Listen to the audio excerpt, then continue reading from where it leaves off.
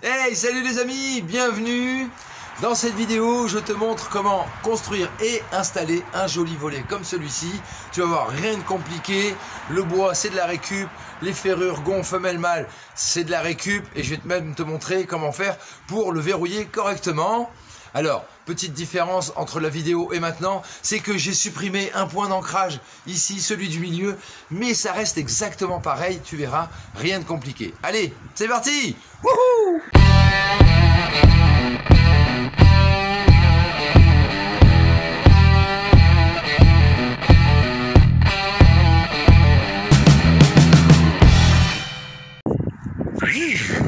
Alors voici déjà la matière première. Donc là je vais utiliser de l'ancien plancher qu'on avait dans la maison, rainure et languette, donc c'est super. Ça fait quand même pratiquement 28 d'épaisseur. Là après pareil, ça c'est des chevrons de palette, j'en ai deux. Et puis là c'est pareil, c'était des vieux plafonds suspendus en briques. Et ça c'était des poutres voilà, qui suspendaient les plafonds. Et là surtout de faire ça, c'est que ça va permettre que chaque planche se remboîte bien dans la prochaine rainure. Toutes les planches. Bon voilà, toutes mes planches sont nettoyées, toutes les rainures, les languettes, tout impeccable. Ok, alors comme c'est de la récup, forcément il va y avoir un peu de boulot, hein. Il y a des empreintes du temps forcément dessus, mais tout ça on va le rattraper après. Bon, maintenant on va passer à l'assemblage.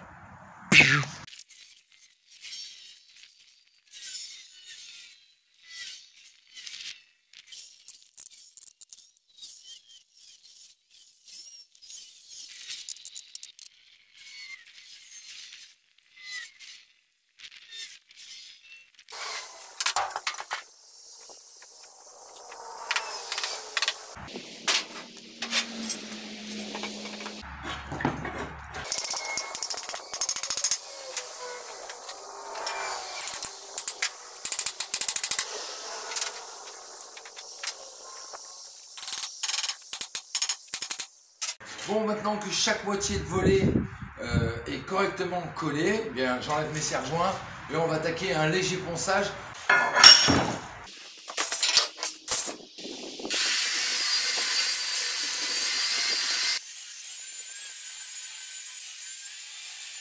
Mais maintenant que mes deux parties de volet sont poncées, bah c'est pareil, je vais les assembler, coller, serre-joints. C'est parti.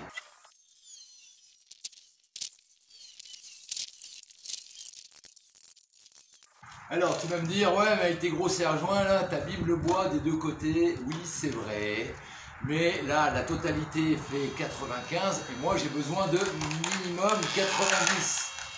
Donc il me reste 5 cm que 2,5 que je vais découper de ce côté-là et 2,5 que je vais découper de ce côté-là. Bon, on laisse tirer. Pendant ce temps-là, je vais commencer à reboucher à certains endroits avec de la pâte à bois. Maintenant que toutes mes planches de plancher sont bien collées entre elles, là je vais prendre mes mesures et je vais commencer à découper tout le surplus de bois que j'ai. J'ai besoin de 220 par 90, donc équerre à chapeau, et puis je regarde les endroits où le bois est plus abîmé qu'à d'autres et je vais commencer à tirer mes équerres.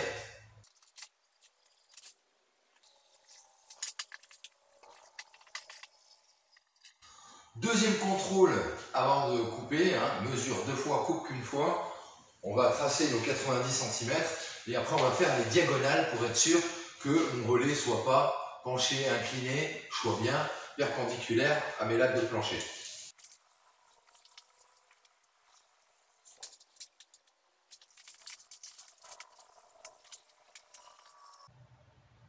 « 237,5 ».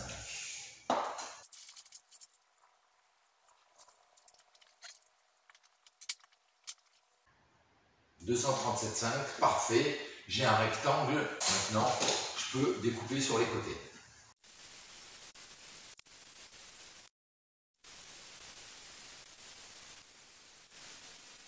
Bon, quand tu vois que ta machine a découpé le bois, elle commence à faire beaucoup de fumée, ça veut dire que tout simplement, ton disque il est fatigué, il est mort, et t'es bon pour le changer. Donc après il y aura besoin d'un petit coup de ponçage sur les bords, tout partout. Là c'est ce que je vais faire, je vais poncer le dessus, les bords Et après, on attaque à faire les renforts à l'intérieur. C'est parti.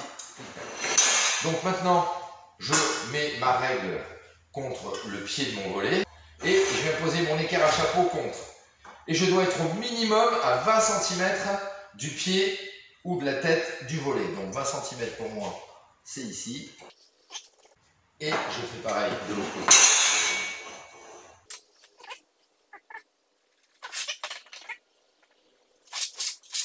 Je vais faire pareil de l'autre côté. Ok, maintenant que ça c'est fait, eh bien, il faut que je mesure la longueur de mes barres de renfort. Donc il m'en faut 3. Hein. Dès que ton volet dépasse 1,20 m, il en faut 3. Donc il va y en avoir une ici, une au milieu et une ici. J'ai besoin d'une barre de 80 cm. Donc, eh bien, je vais me servir encore une fois de bois de récup. Et en fait, je vais prendre 3 x 8, 24, 240 cm. Donc, à partir d'où c'est allumé, à partir de là, hop.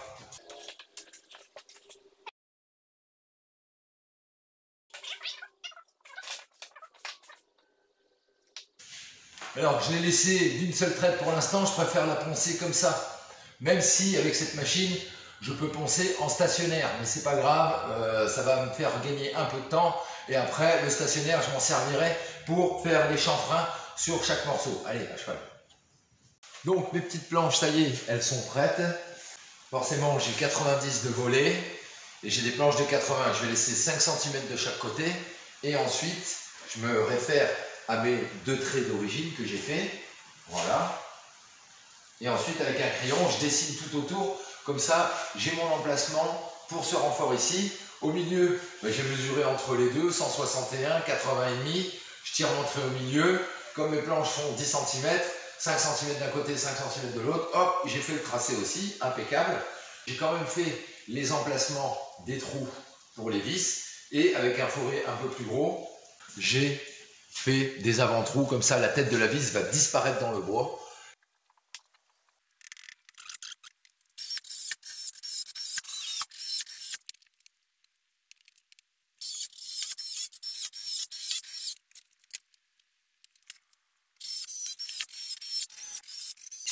Bon, voilà ce que ça donne. Hein.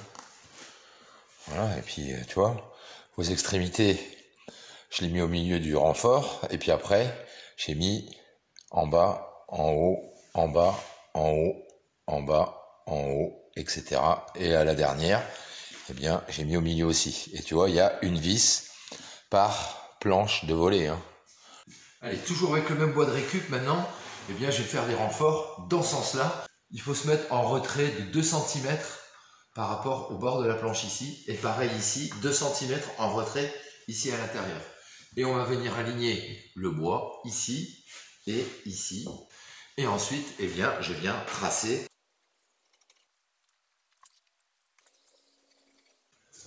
Et pareil, on sert de l'équerre à chapeau pour redresser la trace jusqu'en haut. D'un côté. Non, moi je fais pareil de l'autre. Je fais revenir ma trace ici. Je fais revenir ma trace ici. Et ensuite, eh bien, je vais tirer ma diagonale. Et je laisse 1 mm de plus pour l'épaisseur du disque à tronçonner, le bois. Voilà. Et on fait pareil de ce côté-là. Allez, je fais mes découpes, je fais le deuxième et on se retrouve pareil pour les installer. Collage, lissage.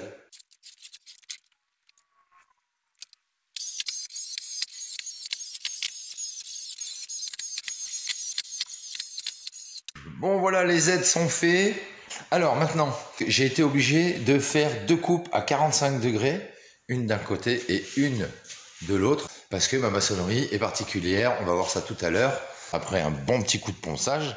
Alors, pour poser mes ferrures, mes ferronneries, je suis obligé de me mettre à la moitié de ma largeur de mes renforts. C'est pour ça que j'ai vissé en quinconce. Donc, mon renfort fait 10 cm de large. Donc, j'ai tiré mes extrémités et puis j'ai fait la moitié, 5 cm. Et après, avec mon équerre à chapeau, eh bien, j'ai reporté directement le trait ici.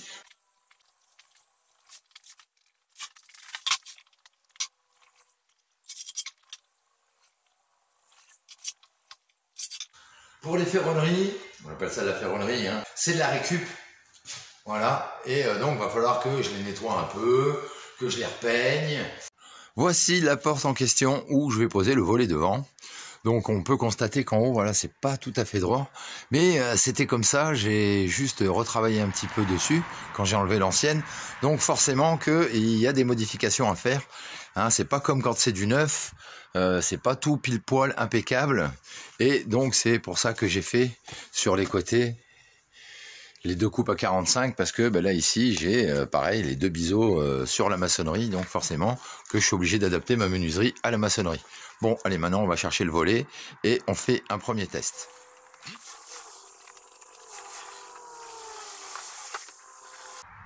Bon, alors on voit bien le jour qui est là-haut, donc je vais mesurer l'espèce de petit triangle et comme ça je vais pouvoir le reporter en haut. J'ai de la marge en bas, j'avais fait exprès. Donc je peux me permettre de retailler encore un peu là-haut. Alors je vais pas tailler des masses. Hein.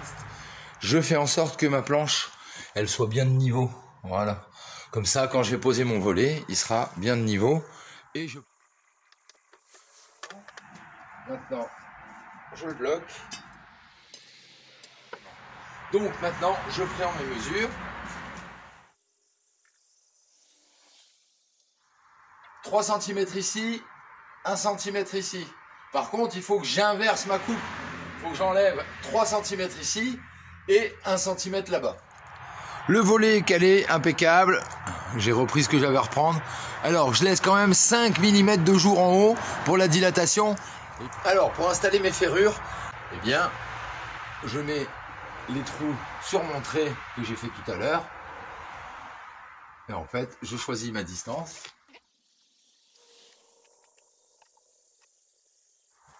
Maintenant que ça c'est fait, j'ai pas besoin de me mettre à 4 pattes pour faire la même chose ici.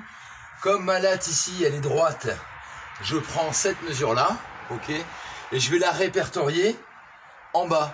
Alors pour nettoyer mes ferrures qui sont pleines de peinture, elle est en train de se décoller de partout, je vais utiliser ça, petite brosse métallique qu'on met sur la meuleuse d'angle.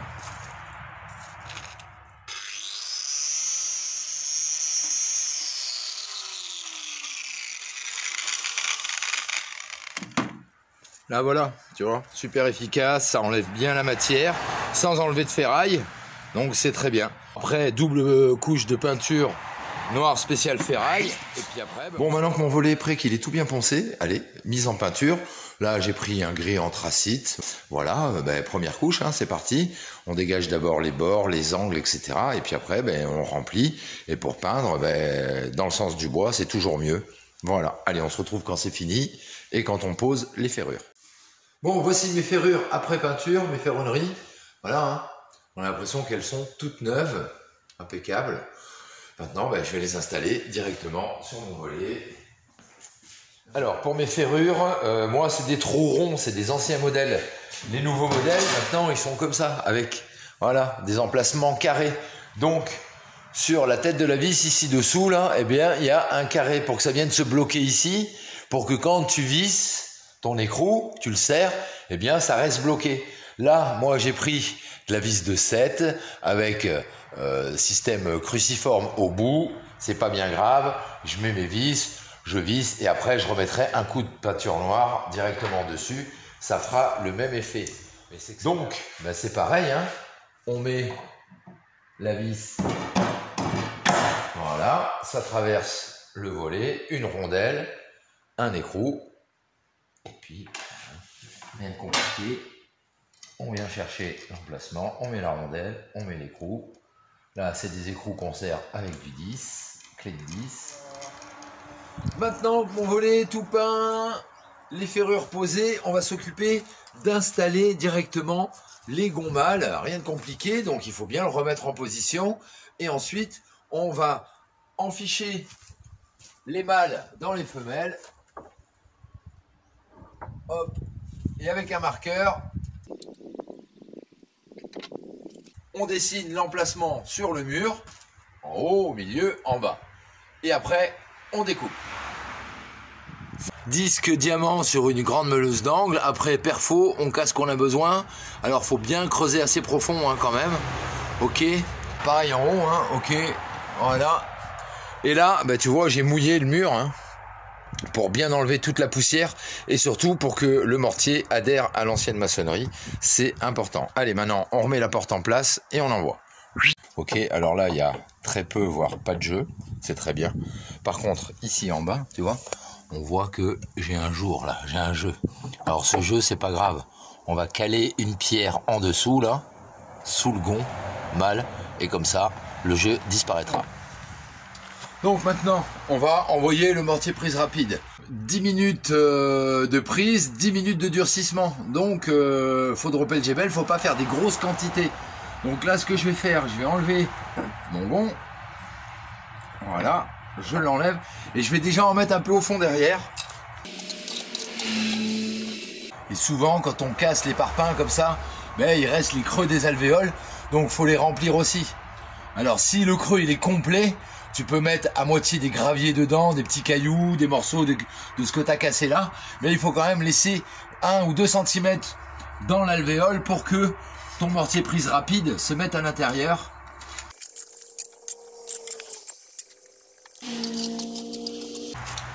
Là, maintenant, je sais qu'il y en a assez. Hop, je représente mon gond. Hop, et là, je vais le pousser à l'intérieur. Voilà, au maximum. Alors, si j'ai un peu de jeu, comme je disais tout à l'heure, hein, un petit caillou. Et maintenant, je finis de remplir proprement.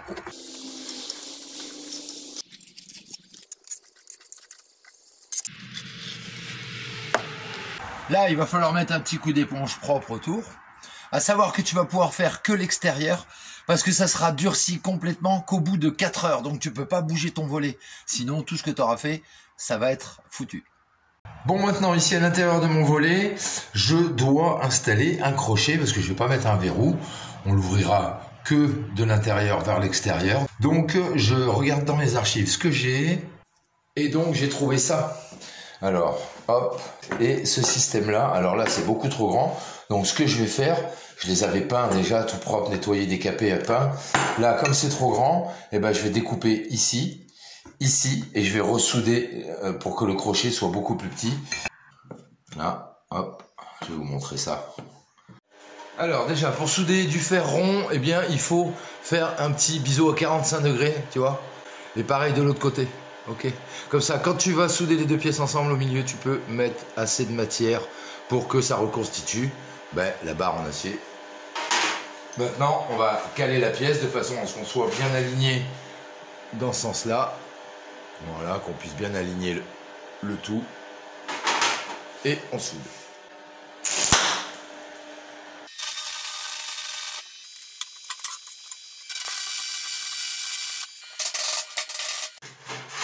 Donc voilà, soudure terminée. Ok, alors c'est encore un peu chaud parce que j'ai fait une reprise. Une fois que le laitier est enlevé, voilà, bon là, je l'enlève comme ça. Mais bon là, on entend, hein. On entend bien que la pièce, elle est pleine, elle est bien soudée. Donc tout le surplus, je vais le meuler pour avoir... Voilà, une fois que j'ai passé la petite disqueuse avec un disque à ébarber, alors c'est pas super droit, il y a des petites bosses encore, on le voit. Mais moi, ça me suffit largement, hein. Voilà. Maintenant, 2 bonnes couches de peinture anti-rouille et en même temps peinture pour métal. Voilà. Et puis, ça fera la rue Michel. Il n'y aura plus qu'à installer. Bon, mais voilà la pièce terminée. Là, au moins, on est tranquille. C'est bien épais, bien costaud. C'est bien solide. J'ai repeint. J'ai fait un trait au marqueur à l'endroit où je dois directement mettre mon crochet. Ok. Je vais percer. Puis après, c'est le manche chimique, hein. Donc voilà comment j'ai mis mon crochet, ok. J'étais obligé de le mettre comme ça, parce que sinon, ma poignée de porte, elle vient ici, et ici, si je le mettais à cette hauteur-là, eh bien, j'aurais pas pu ouvrir ou fermer ma poignée de porte, et donc verrouiller ma porte correctement avec la clé. Ok, bon, rien de compliqué de ce côté-là, hein, voilà. Là, j'ai percé à travers, boulonné, hein, voilà. Bon, voilà ce que donne le petit point d'ancrage. Ok, alors avec scellement chimique, j'ai été obligé de remettre un petit coup de peinture quand même, hein, vite fait sur mon petit mur. Et puis là, j'ai fait un petit stop sur le côté, j'ai ressoudé un petit stop, voilà, pour éviter que mon crochet il se barre et que mon volet il s'ouvre. Alors maintenant, je te montre le fameux effet bois vieilli. Alors j'ai fait des petits shorts là-dessus, hein, vous pourrez aller voir sur la chaîne. On a l'impression que le bois, alors le bois est déjà vieux, mais si j'avais juste peint complètement, il n'y aurait pas eu cet aspect bois ancien, bois vieilli. J'en ai profité en haut aussi pour mettre un petit stop. Alors il faudra le lever avec quelque chose pour pouvoir bloquer le volet, tout simplement. Ok, voilà ce que ça donne.